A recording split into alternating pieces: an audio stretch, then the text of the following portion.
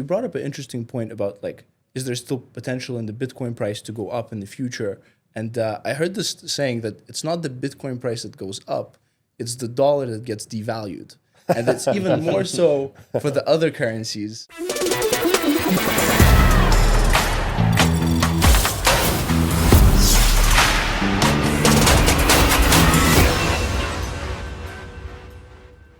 Yeah, just talk off the rip, bro. You got it. So we usually are not the type to do podcasts, but we're doing one today. We want to talk everything crypto, from the basics all the way to the intricacies. So let's just hop right into it. We'll start basic.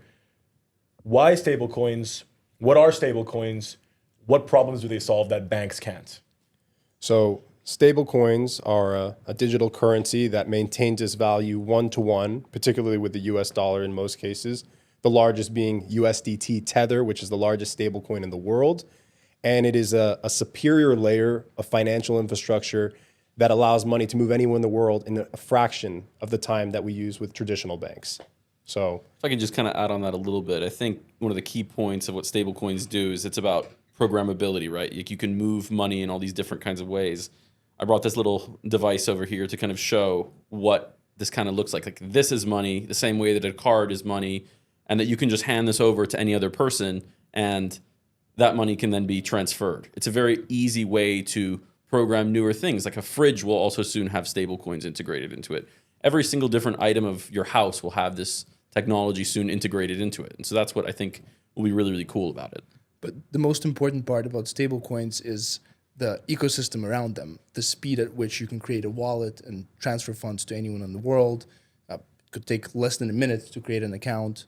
And the rails, the networks are instant, which you wouldn't have with the banks. Why does that matter so much that you're able to do this so quickly? Because I think that's like a key point why people need to understand why you'd use this rather than setting up a bank account or something like that. Sure. So there's the part of just setting up the account, which is much faster. You wouldn't need to do the traditional KYC.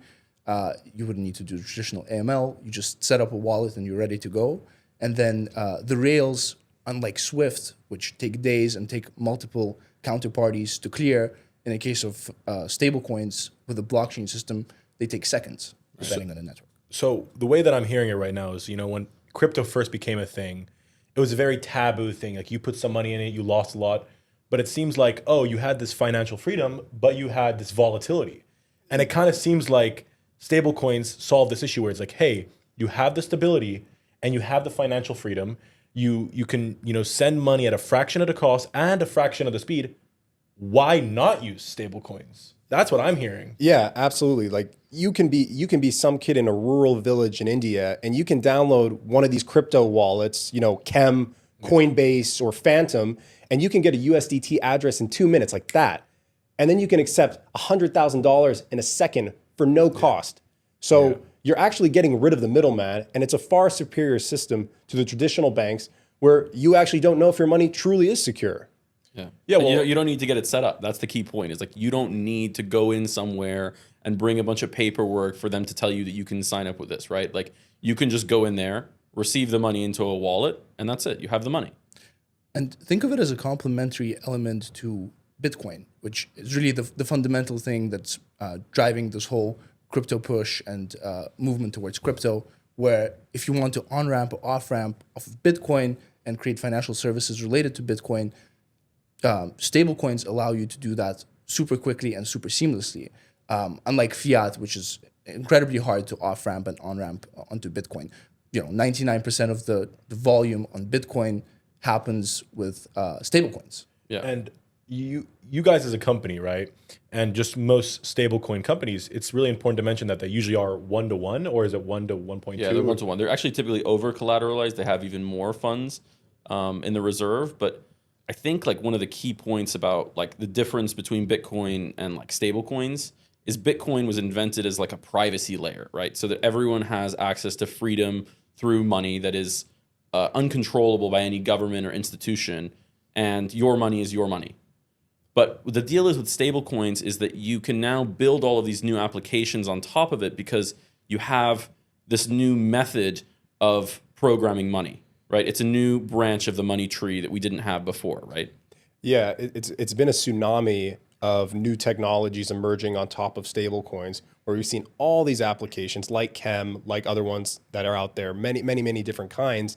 And it's just proving to be the superior technology, and everyone around the world is adopting it now.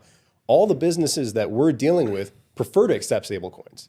They don't even want a bank transfer anymore because they're worried about many of the different negative sides of having a bank account, like your accounts being frozen. And I think everyone in this room here has had at least one bank account frozen. So your money really isn't safe with banks. But in terms of cryptocurrencies and particularly stable coins, your money actually is safe. You actually own your keys. You actually own that money. There is no middleman anymore. It's ownership. It's freedom. It's peer to peer. You can move money between any of us for free. And could you touch on the bank side of it? So Zane was saying, it's usually actually over collateralized, meaning, for every one USDT, there's $1 on the other side. What about banks? Are they under collateralized? Are they over collateralized? What is more true and what is truly more stable, a stable coin or the banking? I think fundamentally the biggest difference between banks and stablecoins is that the trust in stablecoins comes from them holding Bitcoin. You mentioned that they're over collateralized. For example, with Tether, they're also one of the largest holders of Bitcoin. So even if you don't trust, the US dollar or any government, there's naturally trust in Bitcoin. And you always know that it's going to be over collateralized because they also hold Bitcoin and other assets. Yeah. A company like Tether is really a company built on trust, right? Everyone can trust that USDT can maintain its value. Everyone can trust that there is liquidity everywhere for USDT and you can send money anywhere in the world.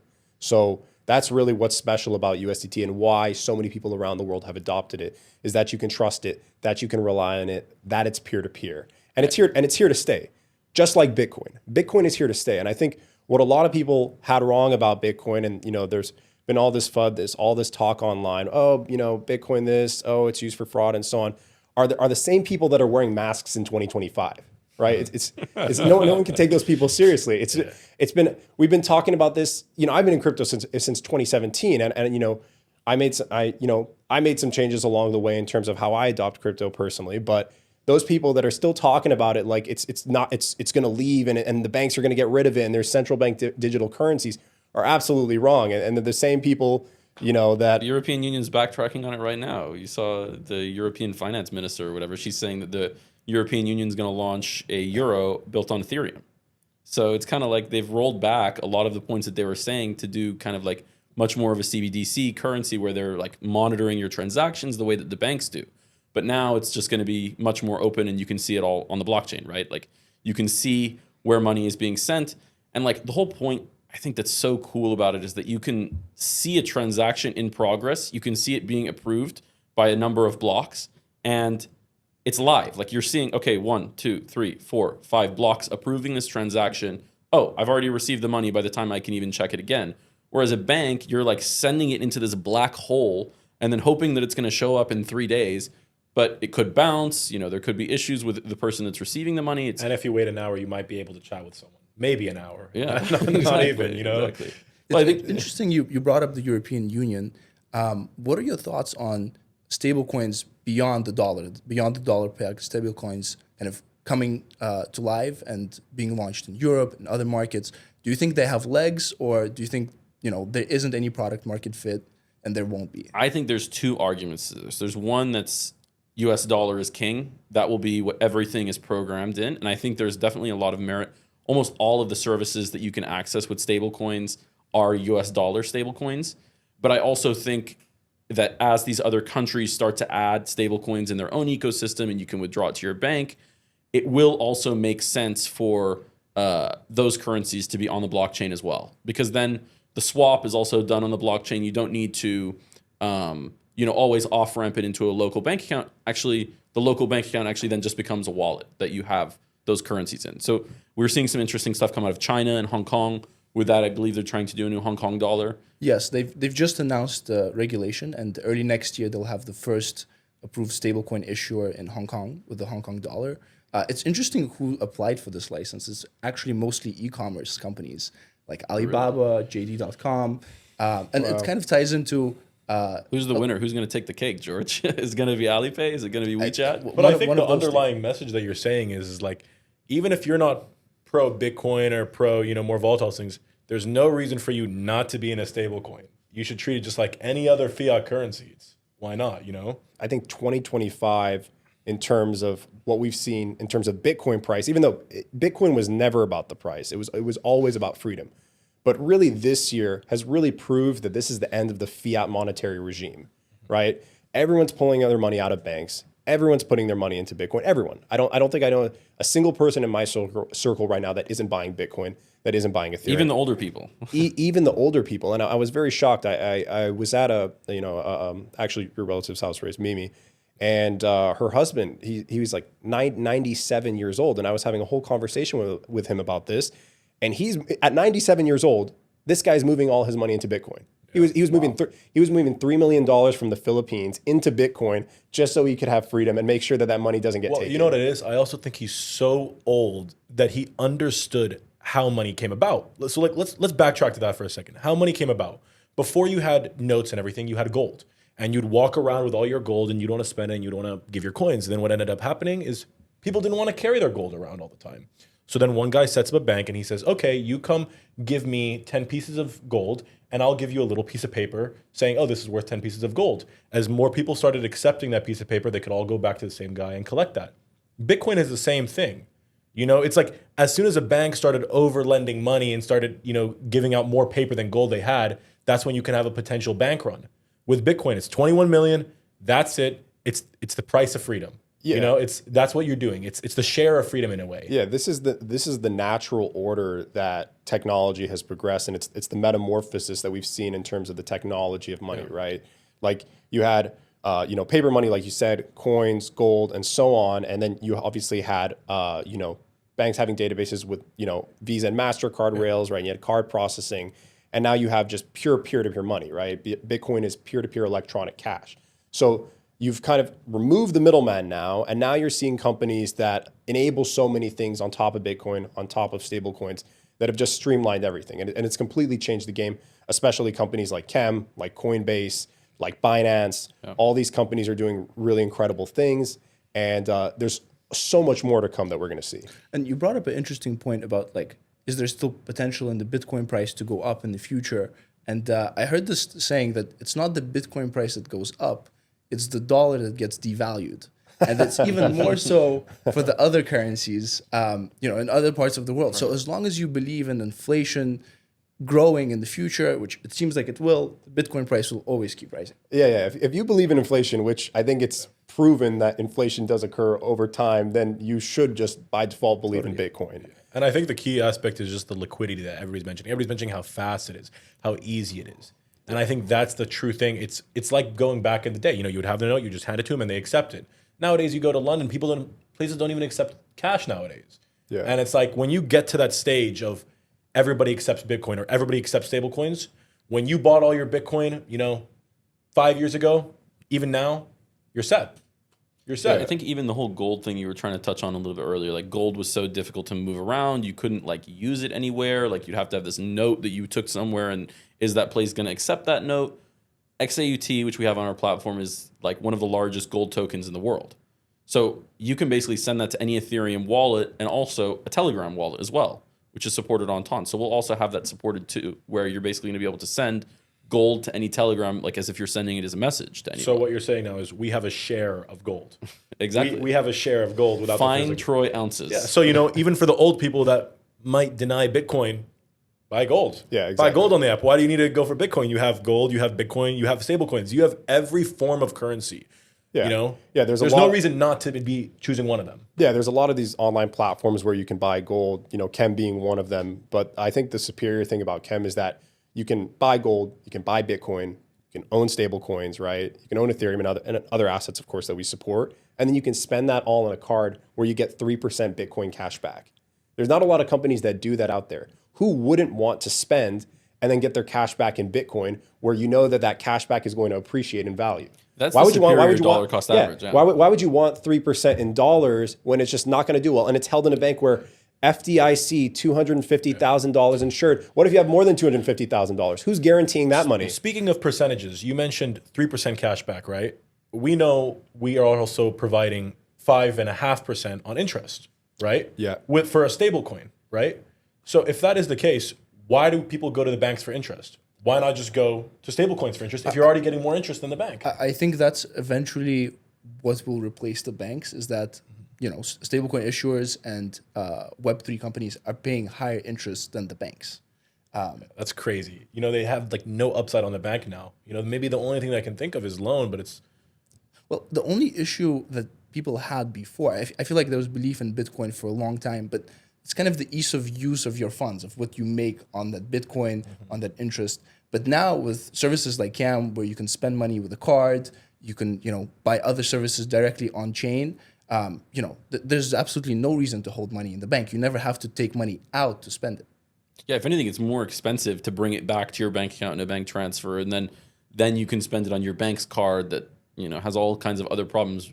This is just a stablecoin card, which makes it way, way easier to use. actually I've not touched a bank in the last year, and it has been the easiest financial movement in my entire life. I don't deal with banks anymore. I just don't. I don't like them. Yeah, I haven't touched my Wells Fargo in I think over 2 years now, and we have employees around the world, and all of them have different crypto wallets like Kraken, like Kem, like Binance, and they're just using these as their default for how they're managing their money. And so, just to talk back to touch base on the whole thing that you mentioned about the 5.5%, that's in collaboration with a company called Athena.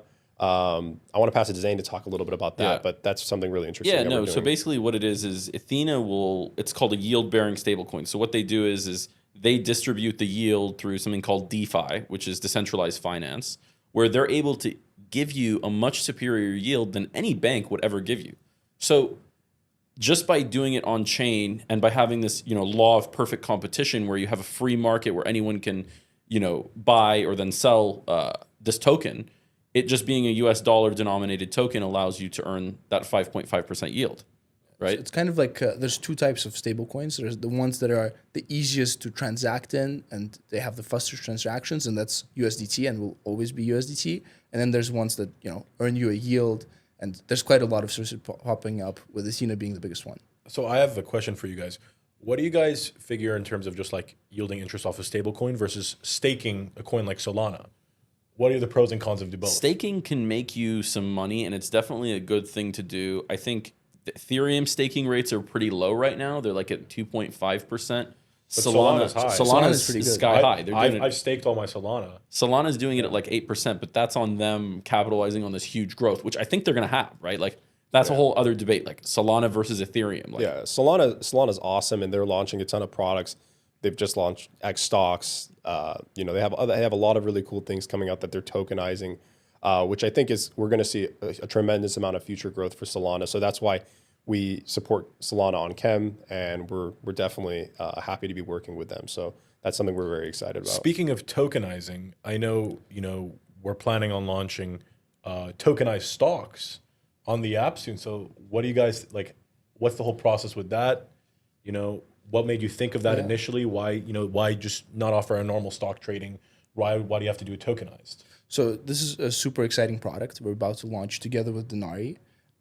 We will have over 100 different stocks available from the New York Stock Exchange, NASDAQ, but beyond that, we'll also have private companies. And this is the new revolution that tokenization has brought on, that you can actually buy stocks and companies that are not public.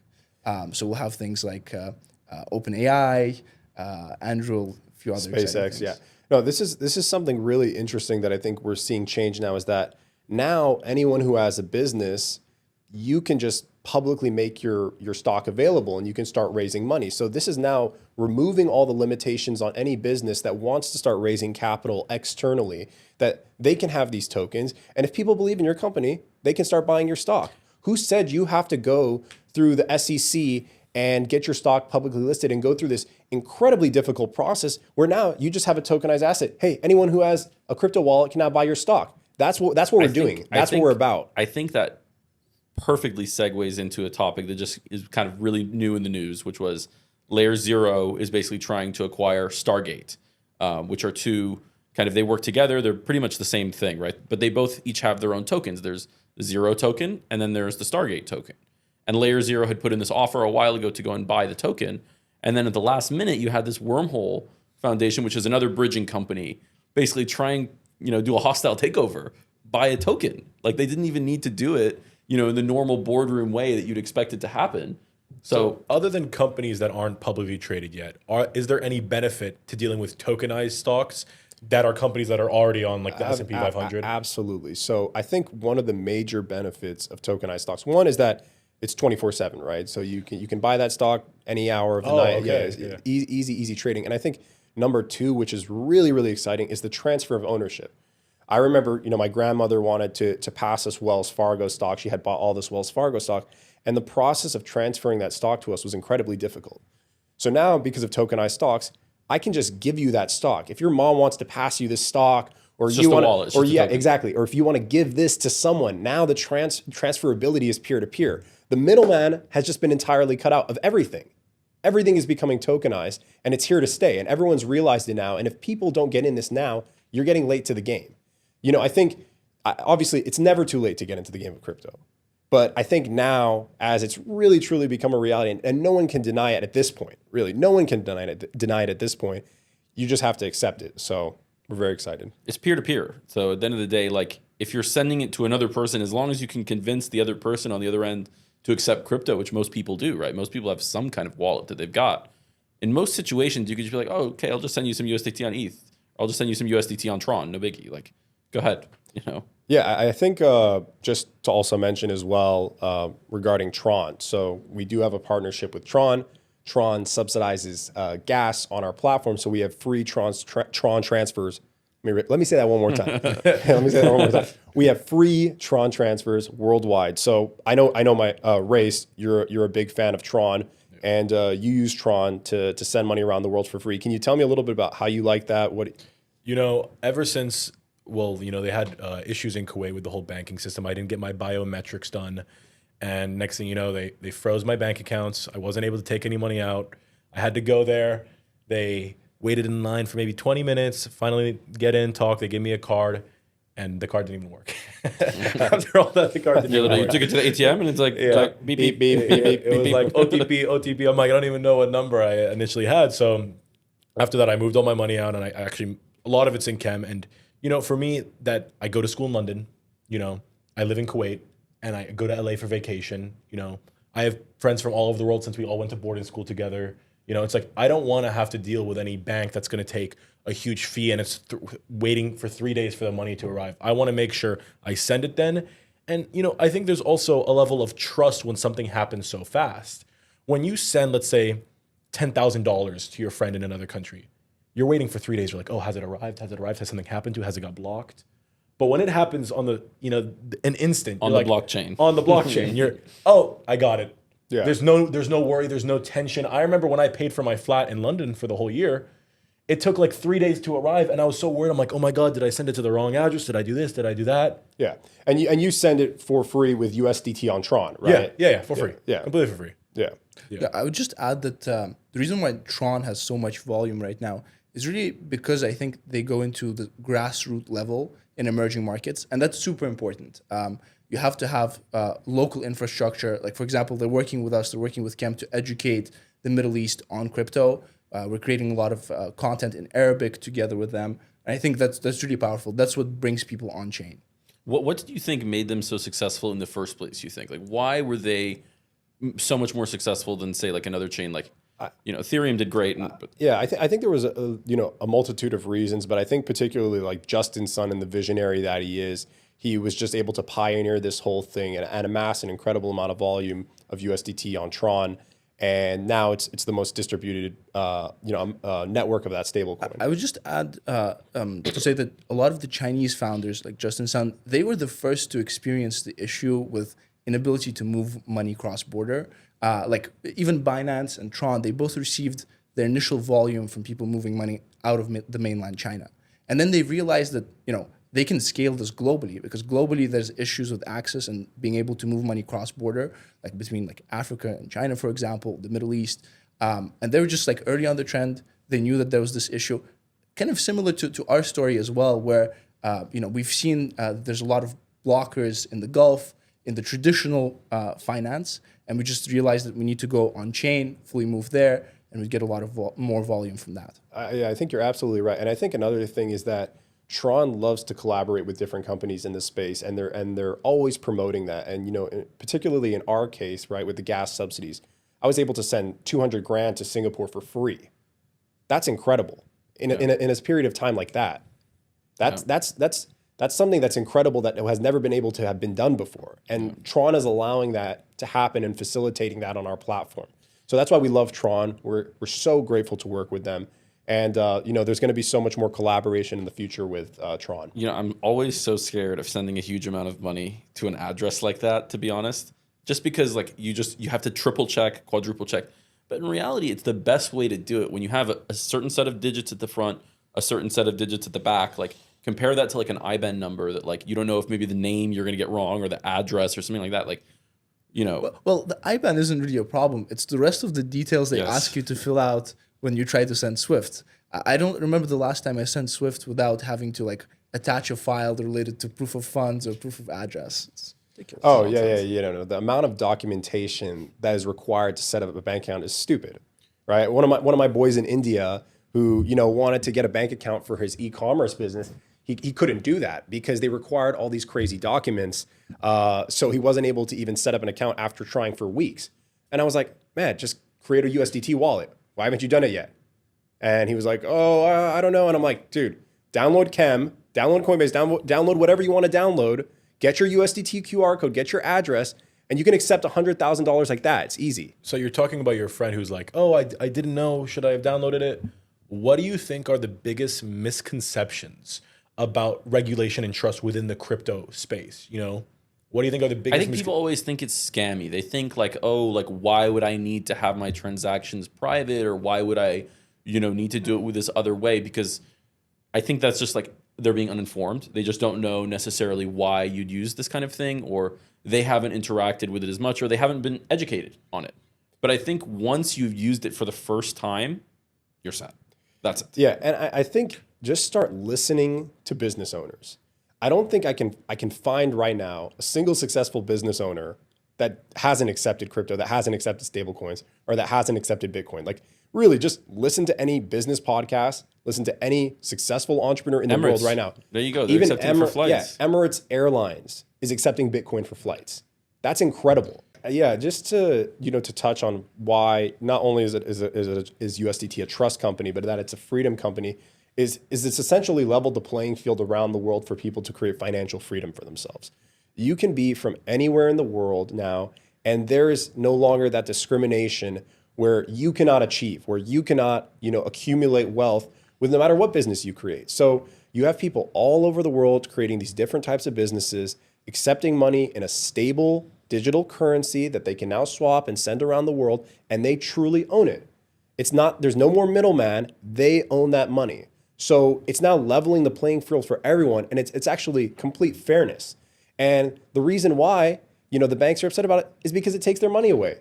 It's peer-to-peer now. It's your money. Speaking of making the banks upset, this is like something that I remember very, very vividly, was when Kanye West went on his whole crazy rant on anti-Semitism. Of course, we don't condone any of that. But one of the things was he didn't actually break any laws because it's freedom of speech laws in the US. But what ended up happening was they froze some of his bank accounts. Yeah. And in my head, it's like, okay, he didn't legally do anything wrong. Why do the banks have the right to freeze his money? Yeah, it happened to Melania Trump as well. It happened to Melania Trump. And let's say we rearrange the situation. That's kind of the origin story of Liberty Financial. Yeah. Yes. And let's say we rearrange the situation. Let's say Melania Trump, Barron Trump, Kanye West all had their money in stablecoins. In reality, I think they do now. They do now. It seems like World Liberty Financial stablecoin. It seems like USD1. Is it USD1? Yeah. It seems like the government, they might not control you through laws or anything like that, but in a way, they might try to manipulate you or control you through the banking system, knowing that they can always pull away. They would always use this moniker. It's called PEP, politically exposed person. And that's always the way that they would get at anyone. It's like, as long as you're a PEP, this was something that was created by Elizabeth Warren in the US, where she would basically like pick whoever was a politically exposed person. And it's such a general term that, okay, this person is a politically exposed person, you can no longer offer them a bank account. How does that make any sense? Yeah, absolutely. And I think like the puppet masters can, they can steal your business. And now this technology is allowing you to cut those strings and you can completely operate freely on your own. Wait, I want to ask a question for Zane though. So Zane's talking about, oh, he can do this. Just thinking on the other side of it. Then what about someone like Nancy Pelosi, right? Who obviously we can't say for sure, but is inside trading. If she's able to buy tokenized stocks, then what's the point of her, making public her stock trades that she has to do? Well, actually, bro, this is what the thing is this is actually on the blockchain. Yeah, so that's if the it's on the transparency of the blockchain, blockchain. it's transparent. You can see every single transaction. but you Even don't know. But you don't know who's. Well, so even now, she has to file it, but she has some time before she files it, so she could have already made the trade. It's okay. It's not like she has to do something like that like right away. But now, if she makes a trade and if it's from that particular wallet, But how do you know that's the wall? Like, there's no KYC. yeah, it's not that there's KYC. It's that you can just tell, like, okay, she's got such a huge amount of money. Sometimes they're able to figure it out if someone is not very speculation. sophisticated. If someone's not very sophisticated with how they're using their wallet, then yes, it's probably. You brought up Operation Choke Point in the United States, and what's interesting is that that's only the tip of the iceberg because we're able to really see what was happening in the U.S., but the rest of the world is so much worse in terms of like restrictions on cryptocurrency companies. And I feel like it's inevitable now, like the U.S. has moved on to a more pro-crypto regulation. The rest of the world will eventually move there, or else, they won't have a banking system. Yeah, a little bit about the backstory. I don't want to complain about this too much, but they obviously froze my bank account, right? But they also froze my mother's bank account.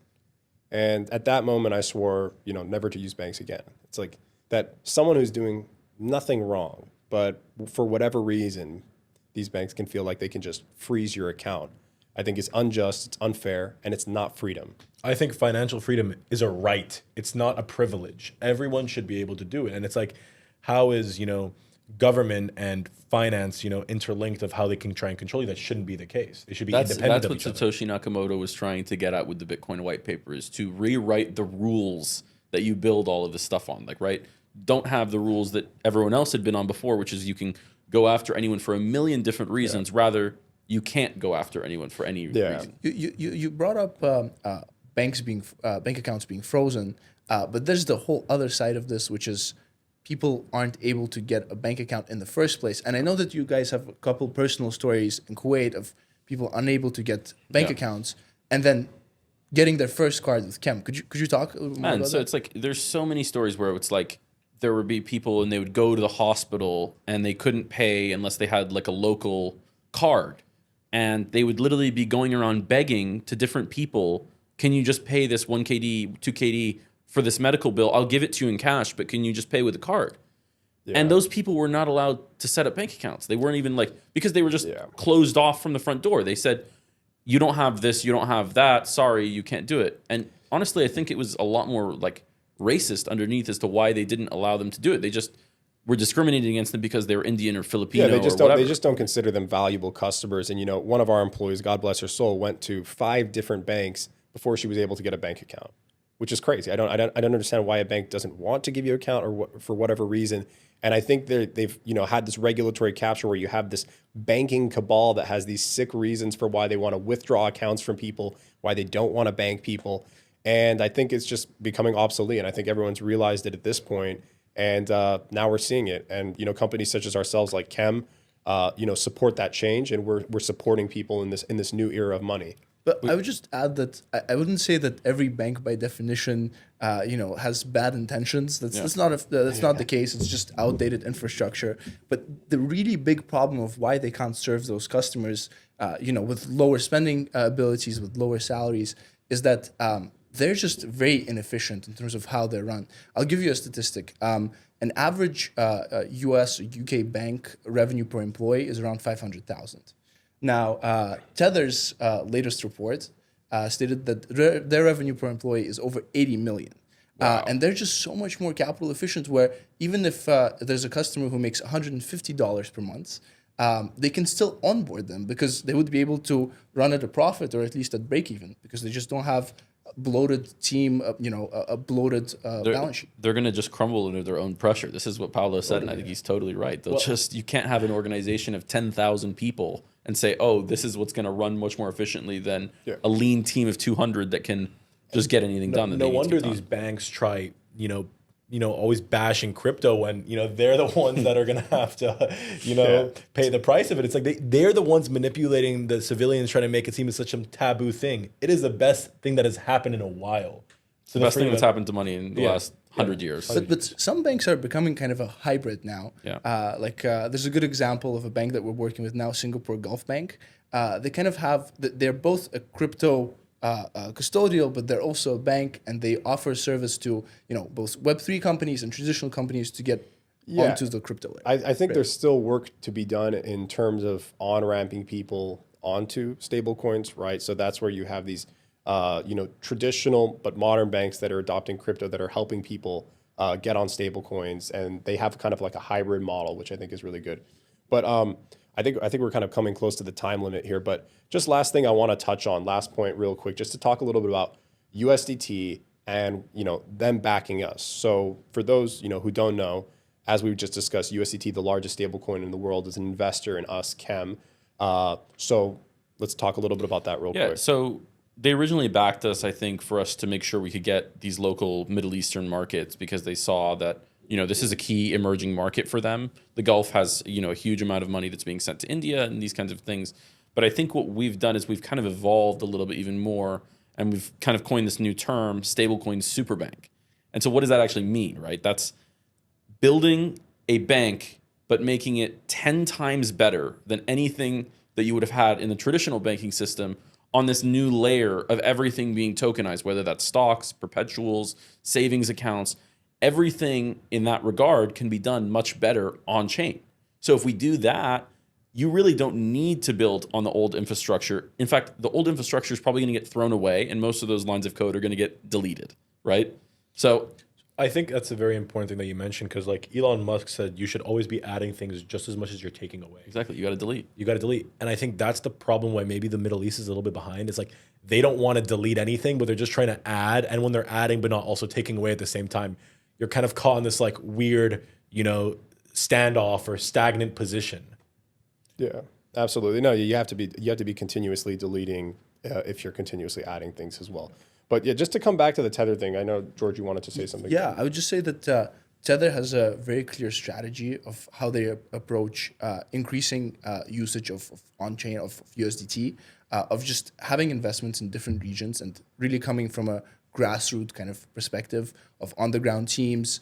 They have a great Middle East team with Keong Alessandro, for example, and they have those teams all over the world.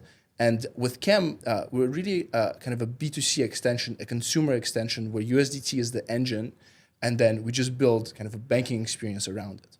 Yeah, absolutely. We're building a USDT car around Exactly. that beautiful V12 Where are we gonna take it? V12 USDT engine. Yeah. So that's really exciting, guys. So I think that kind of covers everything we wanted to talk about. But yeah, awesome, guys. Good amazing. stuff. Amazing. Yeah, Thank great you. stuff, guys. Yeah, Let's do it. perfect. And we're good. Download the Kem app. Yeah, download the app, guys. Kem. Download Kem. Better than a bank. Download the Kem app today and get started sending money to anyone in your contacts. Buy Bitcoin, stocks, save money with 5.5% yield. Get started today.